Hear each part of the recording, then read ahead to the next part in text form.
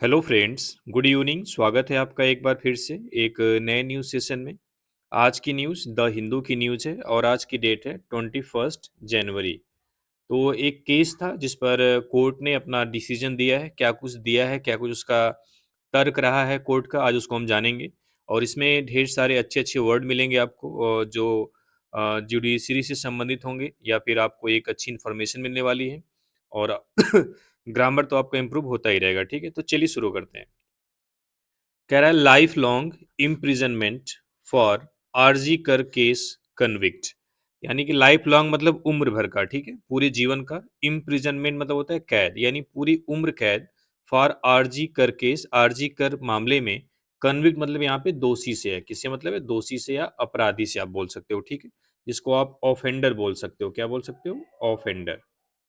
ठीक है, यानी कह रहा है कि आरजी कर केस मामले का जो दोषी था उसको उम्र कैद की सजा दी गई है। ठीक है, ये थी न्यूज की हेडलाइन। इम्प्रिजनमेंट मतलब होता है कैद। ठीक है, लाइफ लॉन्ग मतलब पूरे उम्र भर, उम्र कैद जिसको बोलते हैं। ठीक है, चलिए अब हम न्यूज में एंटर करते हैं और लाइन बाय लाइन सारे वर्ड्स को समझेंगे और आने वाले जितने भी ग्रामर के पॉइंट है उसको भी कवर किया जाएगा।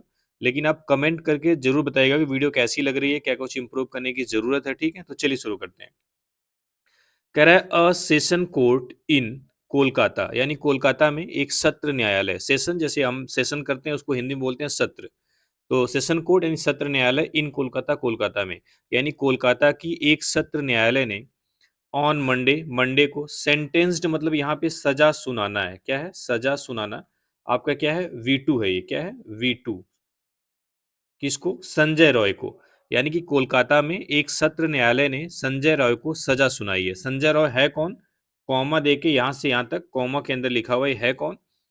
The convict. यहाँ पे कन्विक्ट दोषी था, हेडलाइन में भी था यहाँ पे भी। यानी the convict in the rape and murder of a doctor at RG Kar medical college and hospital.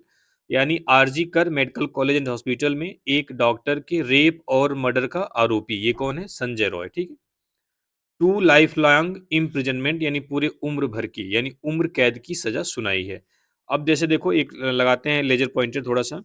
और जो संजय रॉय को जो यहाँ से लेके यहाँ तक बोला है मर्डर हॉस्पिटल तक, इसको छोड़ दो, पूरा सेंटेंस पढ़ो। A session court in Kolkata on Monday sentenced Sanjay Roy to life long imprisonment. ठीक है, यानी कि मंडे को कोलकाता में एक सत्र न्यायालय ने संजय रॉय को उम्र कैद की सजा सुनाई है। संजय रॉय कौन है? यहां से लेके द से लेके हॉस्पिटल तक उसको और मॉडिफाई या बताया है। ठीक है, तो पहला सेंटेंस आपको समझ में आया होगा। सेंटेंस्ड आपका V2 हो गया। सेंटेंस आपका नाउन भी होता है। ठीक है, सेंटेंस वर्ब भी होता है। यहाँ पे V2 है यानी पास्ट इंडिफिनिट टेंस बना रहा है। ठीक है, यहाँ पे अगर इम्प्रिजनमेंट की बात करें आपका नाउन है और नाउन को मॉडिफाई करने के लिए क्या आता है? एडजेक्टिव। तो लाइफ लॉन्ग आपका क्या हो गया? आपका एडजेक्टिव हो गया। ठीक है, अगर यहाँ पे कोर्ट की बात करें तो कोर्ट यहाँ पे क्या है? आपका नाउन है। आर्टिकल है। सेशंस यहाँ पे क्या हो गया? सत्र न्यायालय, ये आपका एडजेक्टिव हो गया। ठीक है, चलिए नेक्स्ट लाइन देखते हैं। कह रहा है the additional district and session जज, यानी कि अतिरिक्त जो जिला है और जो सत्र न्यायाधीश हैं सियालदाह, वो जगह का नाम है, उनका नाम क्या है? अनिर्बान दास सेट, उन्होंने कहा। यानी कि अतिरिक्त जिला और सत्र न्यायाधीश सियालदाह के अनिर्बान देश ने कहा। क्या कहा? It was evident. एविडेंट मतलब क्या होता है? अस्पष्ट। एविडेंट मतलब क्या होता है? अस्पष्ट। क्लियर जिसको हम बोलते हैं, क्लियर। ठीक है, इट वॉज क्लियर, यह स्पष्ट है। दैट की क्या स्पष्ट है? This case did not meet the stringent criteria for being classified as rarest of the rare. ये एक अच्छा सेंटेंस फ्रेज बोल सकते हो। रेयरेस्ट ऑफ द रेयर का मतलब होता है जो चीजें बहुत कम बार होती है, मतलब रेयरेस्ट ऑफ द रेयर यानी दुर्लभ से भी दुर्लभ। समझ रहे हो? यानी कि जो चीजें बहुत कम होती हैं, बहुत सालों में एक आध बार होती है, एक तरीके से ये क्राइम के संदर्भ में कह रहा है। ठीक है, तो कह रहा है कि दिस केस यानी ये जो मामला था, ये जो अपराध था, ये जो रेप एंड मर्डर था, did not meet the stringent criteria for being classified as rarest of the rare. देखो मीट मतलब होता है मिलना, द स्ट्रिंजेंट मतलब स्ट्रिक्ट, कठोर, सख्त। ठीक है, क्राइटेरिया आपको पता है ये मापदंड होता है। मतलब ये क्राइटेरिया होता है, आसान वर्ड है, इसकी हिंदी मापदंड और कठिन हो जाएगी। ठीक है, तो क्राइटेरिया आप जानो। फॉर बीइंग क्लासिफाइड, इसको क्लासिफाई किया जाए as rarest of the rare, कि यह दुर्लभ केस है। ठीक है, कह रहा है कि यह जो केस है वह उन क्राइटेरिया से, ये उन सख्त क्राइटेरिया से मैच नहीं कर पाता है जिसके तहत इसको हम rarest of the rare classified कर सकें। ठीक है, यानी कि जो क्राइटेरिया चाहिए होता है किसी केस को rarest of the rare declare करने के लिए, उस क्राइटेरिया पे यह खरा नहीं उतर रहा है यह केस, ठीक है। एंड और क्या बोला उन्होंने, इट वुड बी इनएप्रोप्रिएट, और यह इनएप्रोप्रिएट होगा। इनएप्रोप्रिएट मतलब होता है अनुचित, जिसको हम बोल सकते हैं अनस्वीटेबल, ठीक है। क्या बोल सकते हैं, अनस्वीटेबल। यह अनुचित होगा। To exceed, to exceed, to exceed के साथ टू ही लगता है। इसका मतलब होता है एग्रीड टू, ठीक है। Agreed to the prosecution request, यानी प्रोसिक्यूशन यानी जिन्होंने केस किया है, यहाँ पे उसके पेरेंट्स की बात हो सकती है। रिक्वेस्ट मतलब विनती फॉर द डेथ पेनाल्टी यानी मृत्यु दंड की। कह रहा है अगर हम जो प्रोसिक्यूशन है यानी जिन्होंने केस किया है उसकी रिक्वेस्ट, वो क्या चाहते हैं, डेथ पेनाल्टी, उसको अगर हम सहमत होंगे उस चीज पे तो ये क्या होगा, इनएप्रोप्रिएट होगा, यानी कि अनुचित होगा, ठीक है। दोबारा से देखते हैं, लेजर पॉइंटर लगाते हैं। कह रहा है कि अतिरिक्त न्यायालय और सत्र न्यायाधीश अनिर्बान दास ने कहा, क्या कहा, यह स्पष्ट है कि यह जो केस है यह रेयरेस्ट ऑफ द रेयर में क्लासिफाइड होने के लिए जो सख्त क्राइटेरिया है उससे यह नहीं मिलता है, यानी उसको उस पर यह खरा नहीं उतरता या फिर उसको पूरा नहीं करता है। Did not meet the stringent criteria मतलब वह जो स्ट्रिक्ट क्राइटेरिया बनाया गया है किसी केस को रेयरेस्ट ऑफ द रेयर कहने के लिए, उससे वह मैच नहीं करता है, वह उससे मतलब मीट नहीं हो पाती उसका, ठीक है। या मतलब उसके बराबर ये नहीं हो पाता है, ठीक है। एंड और इट वुड बी इनअप्रोप्रिएट, और यह इनअप्रोप्रिएट होगा, यह अनुचित होगा। To exceed, to exceed to मतलब क्या होता है, सहमत होना। एक्सीड टू मतलब क्या होता है, सहमत होना, ठीक है। द प्रोसिक्यूशंस रिक्वेस्ट यानी जिसने मुकदमा किया है उसकी रिक्वेस्ट पर फॉर द डेथ पेनाल्टी मृत्यु दंड के लिए, ठीक है। यानी कि जिन्होंने मुकदमा किया था यानी जो प्रोसिक्यूटर थे वो चाहते थे कि इस केस में डेथ पेनाल्टी मिले, लेकिन ये क्या होगा, इनअप्रोप्रिएट होगा, अनुचित होगा, ठीक है, क्योंकि ये rarest of the rare case की क्राइटेरिया को फुलफिल नहीं कर रहा है, ठीक है। चलिए आगे देखते हैं। कह रहा है इन द 172 पेज जजमेंट यानी 172 पेज के निर्णय में द जज सेट, जज ने कहा दैट की the case called for a carefully considered and appropriate sentence that balance the gravity of the crime with the principle of justice, rehabilitation and the preservation of human dignity। ये काफी अच्छी line है, थोड़ी सी बड़े level की line है बोल सकते हो। देखते हैं क्या कह रहा है कि 172 पेज के निर्णय में जज ने कहा, क्या कहा कि ये जो केस है कॉल्ड फॉर मतलब डिमांड, डिमांड करता है, मांगता है a carefully considered and appropriate sentence. Consider मतलब होता है विचार किया हुआ, क्या होता है, विचार किया हुआ। एप्रोप्रिएट अभी पीछे आया था, इसका मतलब क्या होता है, इनअप्रोप्रिएट आया तो उसका उल्टा हो गया, यानी उचित, सुटेबल, ठीक है। सेंटेंस मतलब यहाँ पे सजा से मतलब है, ठीक है, पनिशमेंट से, ठीक है। कह रहा है कि 172 पेज के जजमेंट में जज ने कहा यह जो केस है कॉल्ड फॉर इन डिमांड करता है a carefully considered and appropriate sentence, यानी सावधानी पूर्वक विचार किया हुआ और उचित सजा को। यानी कि देखो ये जो सेंटेंस यहाँ पे क्या है, नाउन है। नाउन को मॉडिफाई करने के लिए अप्रोप्रिएट एक एडजेक्टिव आया हुआ है और एक एडजेक्टिव क्या हुआ है, कंसिडर्ड। ये दोनों क्या है, एडजेक्टिव, दोनों को एंड कंजंक्शन से जोड़ा गया है। और इन दोनों को मॉडिफाई करने के लिए केयरफुली क्या हुआ है, एडवर्ब आया हुआ है, ठीक है। तो कह रहा है कि ये जो जज, ये जो केस है, ये मामला है, यह एक अ, अच्छे तरीके से सावधानी पूर्वक विचार किए हुए और उचित सजा की डिमांड करता है। अब सजा कैसी है, दैट बैलेंस्ड जो संतुलन बनाए रखे, the gravity of the crime यानी अपराध की गंभीरता को, with the principle of justice, rehabilitation and the preservation of human dignity. कह रहा है कि जो क्राइम की ग्रेविटी है उसका बैलेंस किसके साथ, प्रिंसिपल ऑफ जस्टिस यानी जो न्याय का सिद्धांत है, रिहैबिलिटेशन यानी पुनर्वास का, and preservation of human dignity और जो मानव डिग्निटी है उसको बनाए रखने का जो प्रिंसिपल है उसके साथ बैलेंस होना चाहिए। यानी हम ऐसी सजा सुनाएं जो क्राइम की ग्रेविटी के साथ साथ जो ह्यूमन डिग्निटी का प्रिजर्वेशन है यानी ह्यूमन डिग्निटी का जो संरक्षण है, जो रिहैबिलिटेशन है यानी पुनर्वास है, या फिर जो न्याय का सिद्धांत है उस पर बैलेंस बनाए रखे, ठीक है। ऐसा नहीं कि हम कोई ऐसी सजा सुना दें जो ह्यूमन डिग्निटी को ही मैच ना करे, ठीक है। आगे देखते हैं। ही नोटेड, उन्हें आगे क्या कहा, दैट की द कोर्ट मस्ट रेसिस्ट यानी कोर्ट को विरोध करना चाहिए। रेसिस्ट मतलब क्या होता है, विरोध करना चाहिए या फिर उसका उस पर सहमत नहीं होना चाहिए। द टेम्पटेशन मतलब होता है लालच। टेम्पटेशन मीन्स क्या होता है, लालच, जिसका एक आसान वर्ड ल्योर होता है, ठीक है।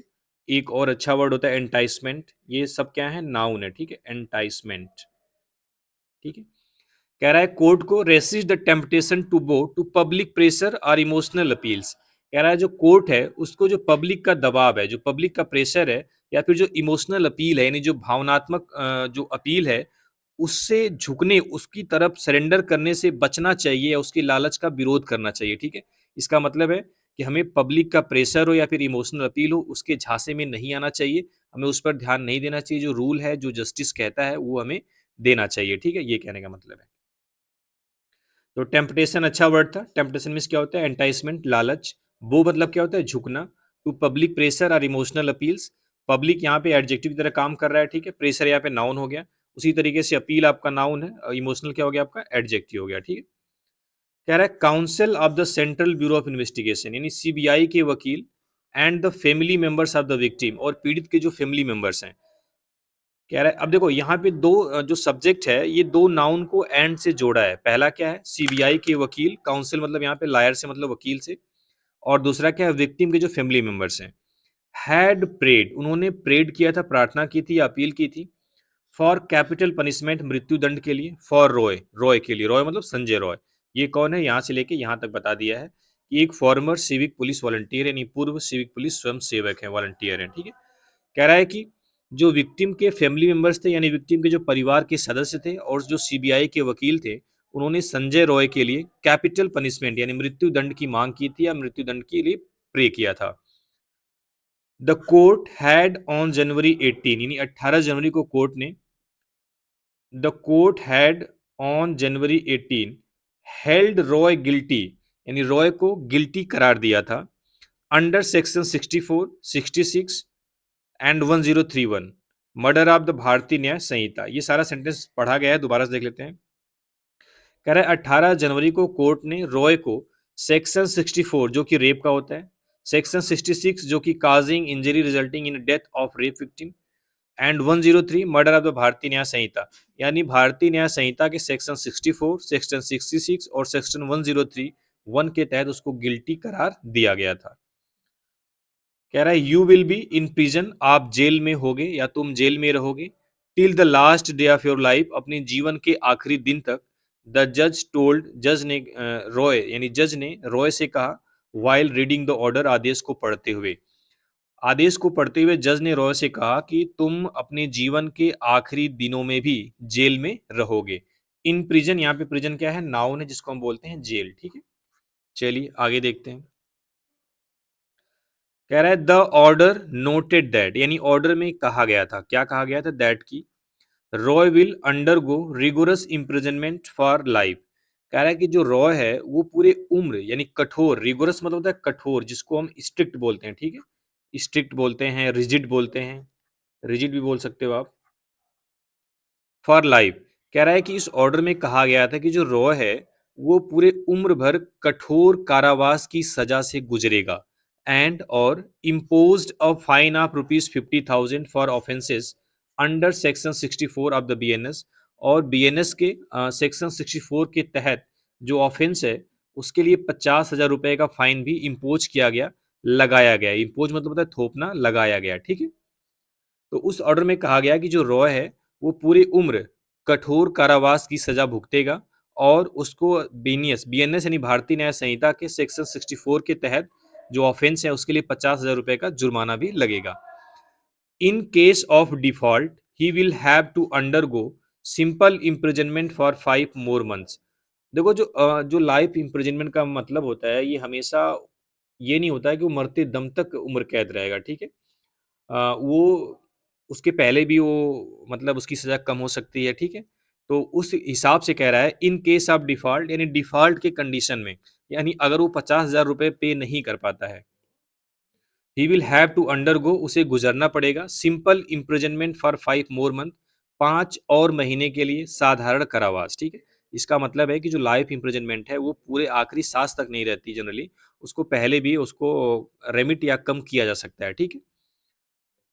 कह रहा he was handed rigorous imprisonment for life, उसे पूरे उम्र भर के लिए कठोर कारावास की सजा दी गई थी, एंड और ए फाइन ऑफ ₹50,000 और 50,000 रुपए का फाइन, सेक्शन 395 ऑफ बीएनएसएस यानी कि सेक्शन 395 भारतीय नागरिक सुरक्षा संहिता के तहत। ठीक है। फॉर ऑफेंस, किस ऑफेंस के लिए, किस अपराध के लिए, अंडर सेक्शन 1031 यानी सेक्शन 1031 के तहत बीएनएस के।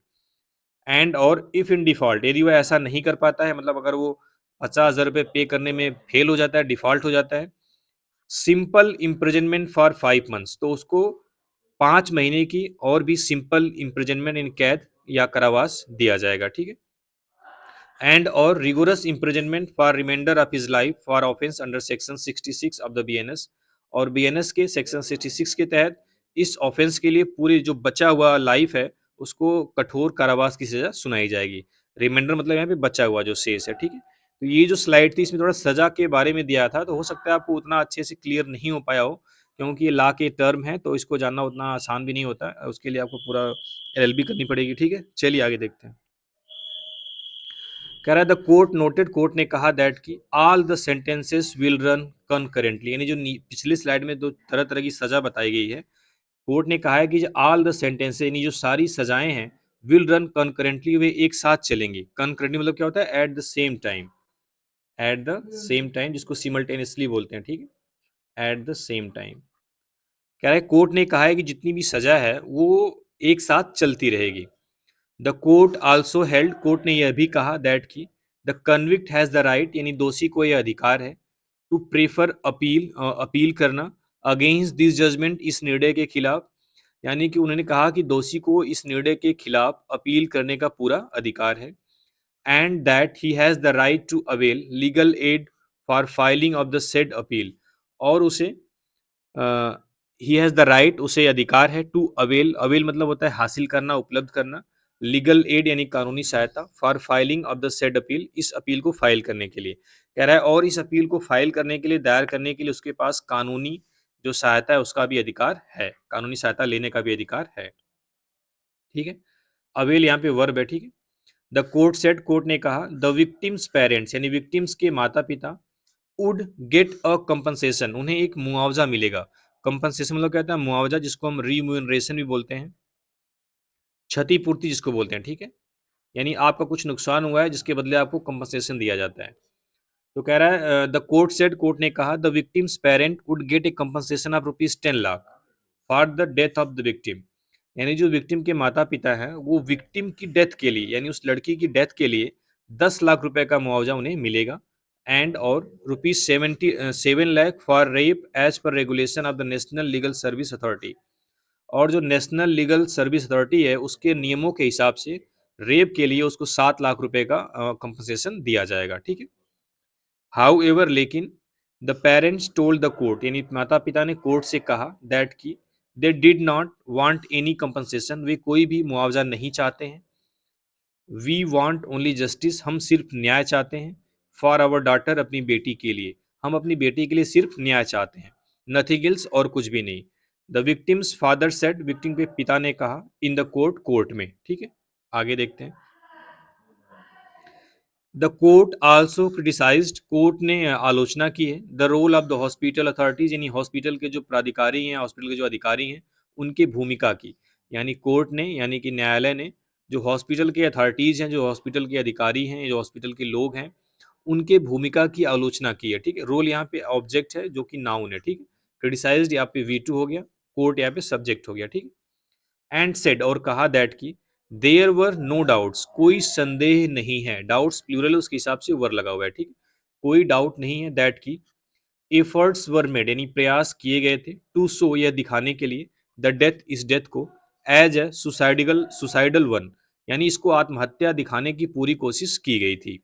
सो दैट, ताकि द हॉस्पिटल अथॉरिटी, जो हॉस्पिटल के अथॉरिटी हैं, would not face any consequences, उनको कोई भी कॉन्सिक्वेंस, कॉन्सिक्वेंस मतलब रिजल्ट, उनको कोई भी जो परिणाम न भुगतना पड़े, किसी भी कॉन्सिक्वेंस का सामना न करना पड़े, ठीक है।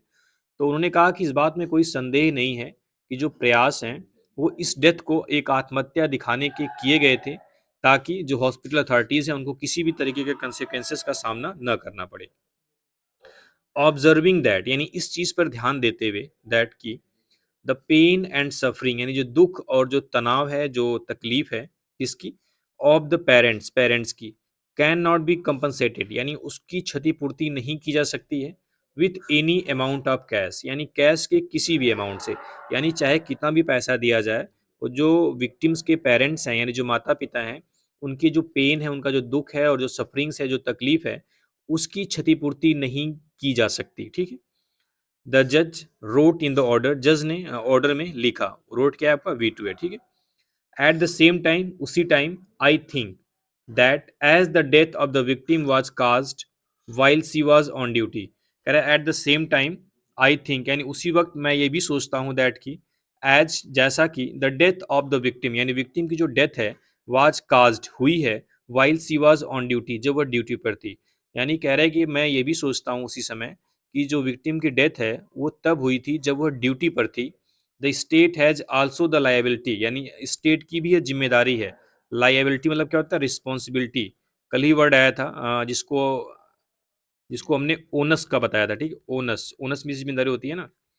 तो the state has also the liability to pay compensation, तो इसलिए स्टेट की भी जिम्मेदारी है टू पे कंपनसेशन कि वह क्षतिपूर्ति दे या मुआवजा दे, which will be in addition to, जो इसके अतिरिक्त होगा, द कंपनसेशन ऑर्डर, जो क्षतिपूर्ति दी गई है अंडर सेक्शन 395 बीएनएस यानी सेक्शन 395 बीएनएस के तहत।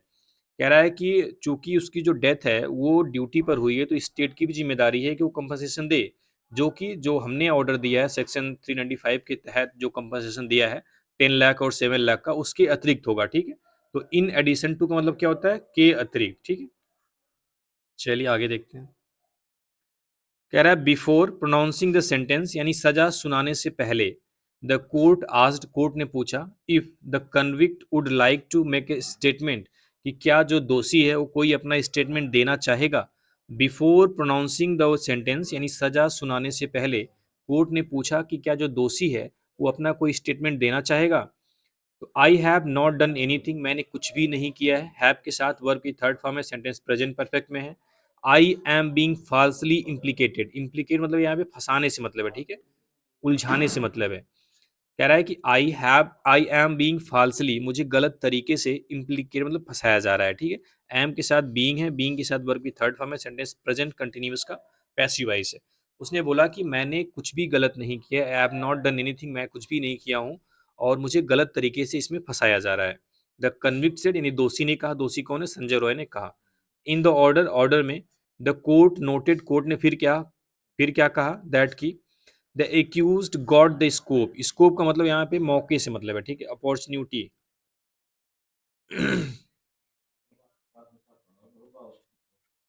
तो कोर्ट ने कहा कि एक्यूज गॉट द स्कोप यानी एक्यूज जो आरोपी है उसको मौका मिला था टू एक्सप्लेन, एक्सप्लेन करने के लिए, बताने के लिए, द सर्कमस्टेंसेज, उन परिस्थितियों को। कह रहा है कि आरोपी को या एक्यूज्ड को उन परिस्थितियों को एक्सप्लेन करने का मौका मिला था, बट लेकिन he failed to offer any alternative explanation, लेकिन वह किसी भी एक्सप्लेनेशन को ऑफर यानी एक्सप्लेनेशन को करने में फेल रहा, असफल रहा। डिनाइंग हिज प्रेजेंस, जो उसकी प्रेजेंस को डिनाई करे at the scene of crime यानी कि क्राइम के सीन पर जहाँ पे क्राइम हुआ था।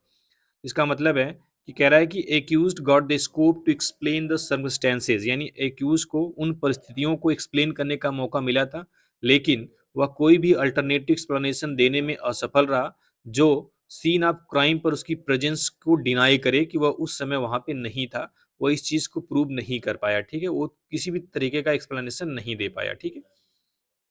चलिए ये थी न्यूज़। इसमें और भी था लेकिन न्यूज़ काफ़ी बड़ी हो जाती है इसलिए हम इसको यहीं पे रोक रहे हैं। उम्मीद करता हूँ समझ में आई होगी चीज़ें। चलिए थैंक यू वेरी मच।